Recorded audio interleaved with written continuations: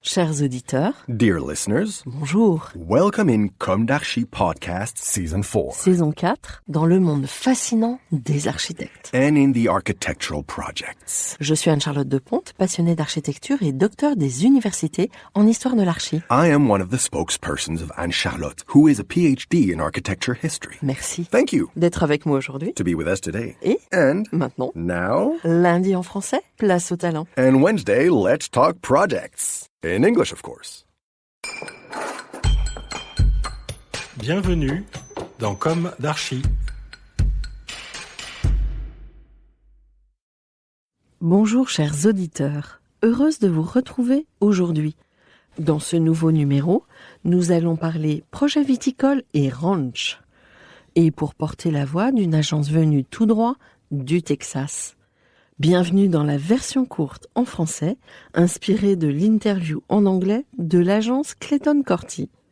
Cette interview faite en duplex d'Austin, diffusée dès mercredi. Une nouvelle interview inédite, atypique, que je vous invite à découvrir. En avant-goût de cet échange inoubliable, voici notre format court. Dixit, imaginez-nous. Julien aux manettes du son, en haleine, du genre prions pour que le duplex tienne. Esther, l'oreille anglo-saxonne tendue et affûtée. Moi-même, féru de western et du Tarantino plein la tête. Pourtant, un peu en peine d'énergie, tant depuis septembre, le travail a été dense et les semaines rudes, comme pour beaucoup d'entre nous. Tous les trois, en face de présumés beaux cow-boys, ou presque cow-boys, aux allures invincibles, c'est une réalité. Nous, suspendus à ce que la liaison en duplex voudra bien nous offrir. Ouf! Tout s'est bien passé. Et en voici un avant-goût. N'hésitez pas à réagir via nos plateformes sur ce contenu différent. Vous vous imaginez des cow-boys avançant à coups de lasso sur leur production ? Certes, la culture texane, celle du pays du Far West, des cow-boys, des rodéos, de la country, des saloons, des durs à cuire, est toujours vivante, surtout dans le nord de l'État. Et Paul Clayton est originaire du Texas. Mais pour ce qui est de leur production à l'agence, c'est totalement à nuancer. L'agence Clayton Corti choisit les projets sur lesquels elle souhaite travailler. Des projets fins, souvent à petite échelle, et même si l'agence travaille à différentes échelles. Ceux qui inspirent un esprit pérenne, tout en donnant l'envie d'y revenir inlassablement. Des lieux qui captent l'imagination, qui invitent à la contemplation, et qui, naturellement, se tournent vers l'autre, qui sont le produit d'une vision forte, d'une sensibilité au contexte. Je cite, « dans une symphonie de contributions interdisciplinaires », disent-ils eux-mêmes. Clayton Corti s'attache à créer des lieux qui célèbrent leur environnement et exaltent l'expérience humaine à l'intersection de l'architecture, des intérieurs, de l'authenticité et de l'artisanat. Leur agence mère est située à Austin, ville du Texas qui a environ 150 ans, très métropolitaine, accueillant beaucoup de population. L'autre agence est implantée à San Antonio, une ville texane qui a 300 ans. Paul Clayton est le cow-boy, nous dit Brian. Fils de mécanicien, l'architecture s'est révélée assez naturellement à Paul.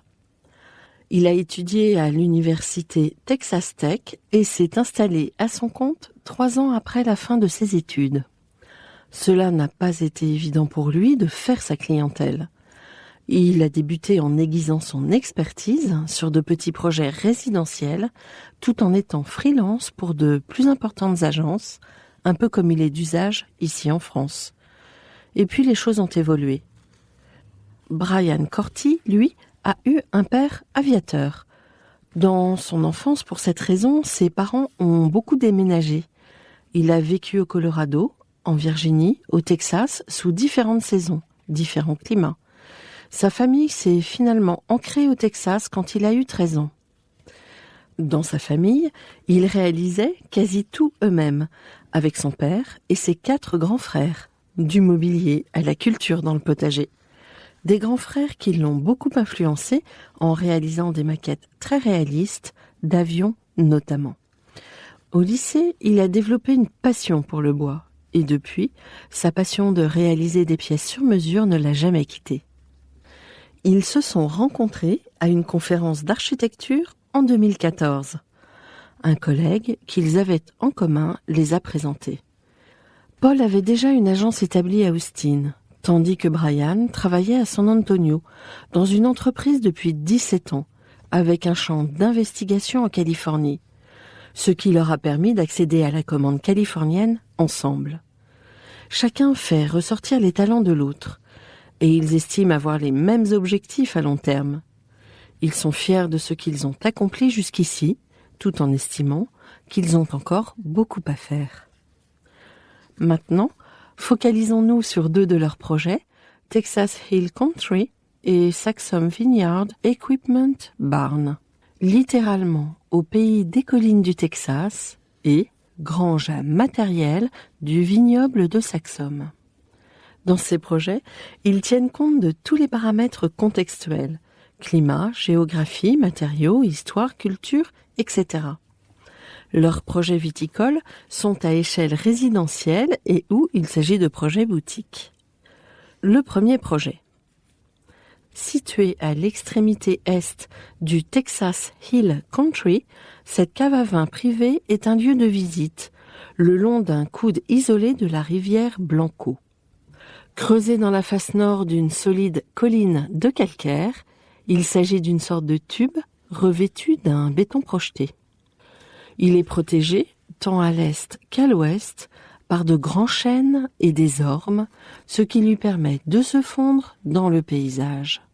La cour d'entrée extérieure, sobre, révèle une part de mystère en ne donnant qu'un aperçu de ce qui se trouve à l'intérieur. De lourds blocs de pierre calcaire, recueillis lors de fouilles, ainsi qu'une végétation luxuriante, camouflent l'entrée à mesure que l'on descend dans l'embouchure de la grotte.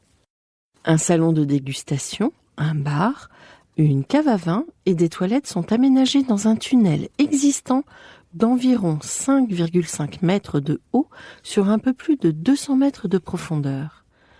L'ouverture extérieure de la grotte est surmontée d'un portail en béton formé de planches qui se moule aux surfaces irrégulières de la pierre calcaire et retient structurellement l'embouchure de l'excavation.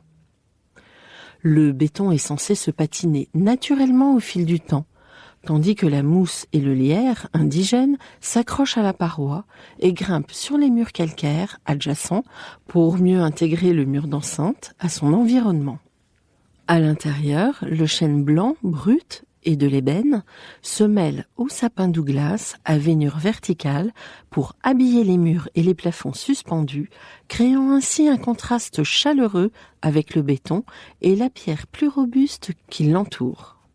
Des fenêtres en acier et en bois, isolées et à rupture de pont thermique, assurent la séparation entre l'intérieur et l'extérieur, ainsi qu'entre le salon de réception et la cave réfrigérée.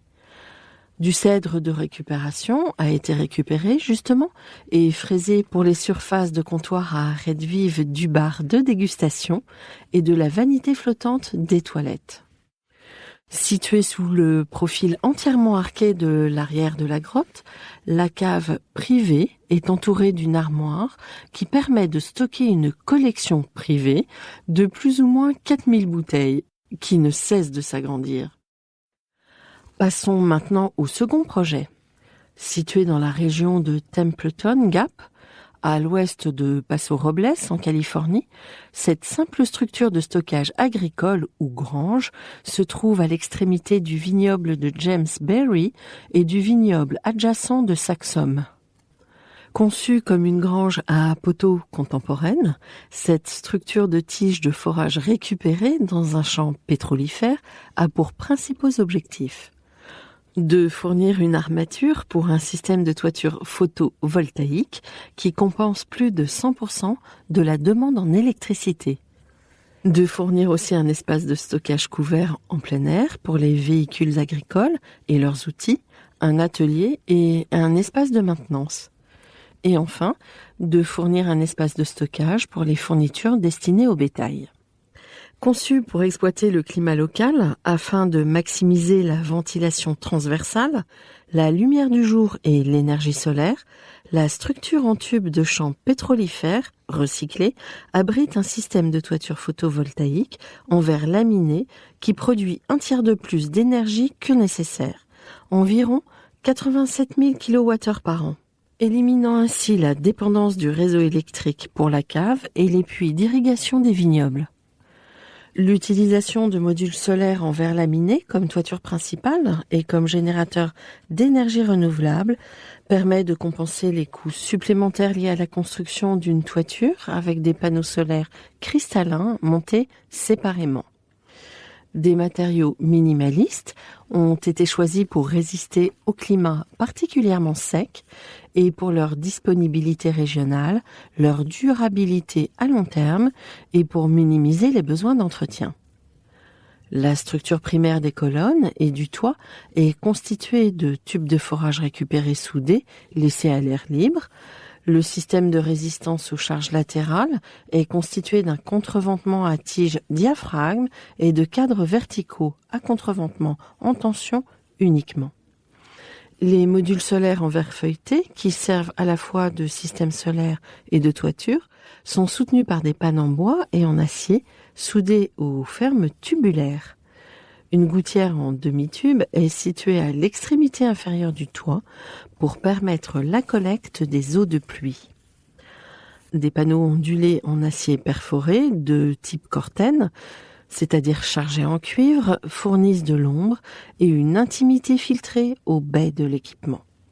Les matériaux de récupération permettent de faire plus avec moins.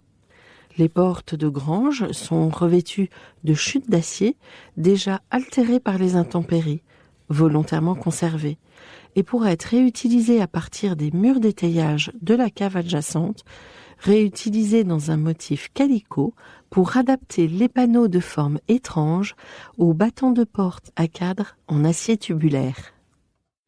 Les caisses de stockage sont recouvertes d'un bardage en cèdre teinté et l'intérieur est revêtu d'un contreplaqué de sapin Douglas non fini découpé par rotation.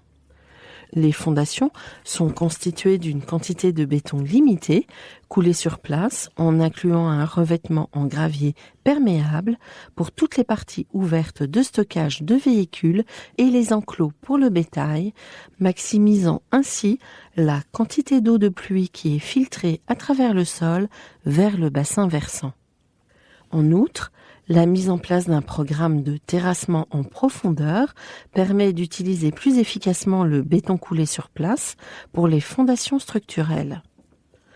La grange et son système d'énergie renouvelable sont la première structure présente à l'entrée de la propriété bordée de vignobles et témoignent de l'engagement de la cave en faveur de la durabilité et de l'intégration au paysage naturel.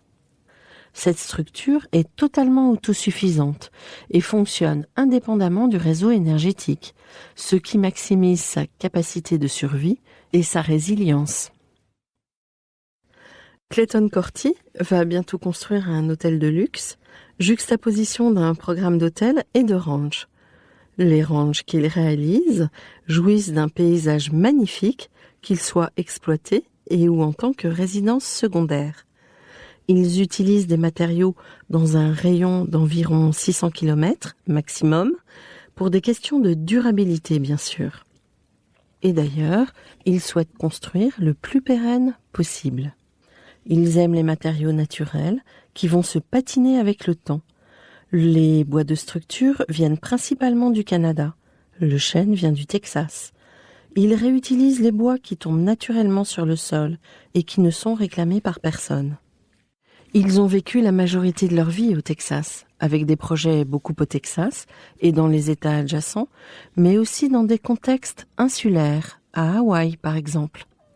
Ils développent aussi des œuvres caritatives autour d'eux. Dans leur pratique, ils ont des clients fidèles. C'est leur valeur la plus vectrice d'énergie. Ils nous remercient d'avoir actuellement le meilleur joueur de basket au monde, venus de France, dans leurs équipes texanes. Chers auditeurs, merci pour votre écoute. Rendez-vous dès la semaine prochaine pour un nouveau numéro en français. N'oubliez pas d'écouter les voix de Paul et Brian d'ici là. Prenez soin de vous. Au revoir.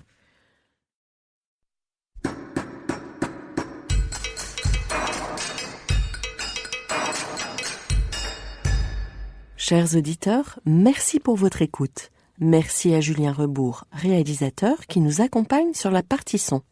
N'oubliez pas de retrouver nos sujets en avant-première sur Instagram à l'adresse @commedarchipodcast.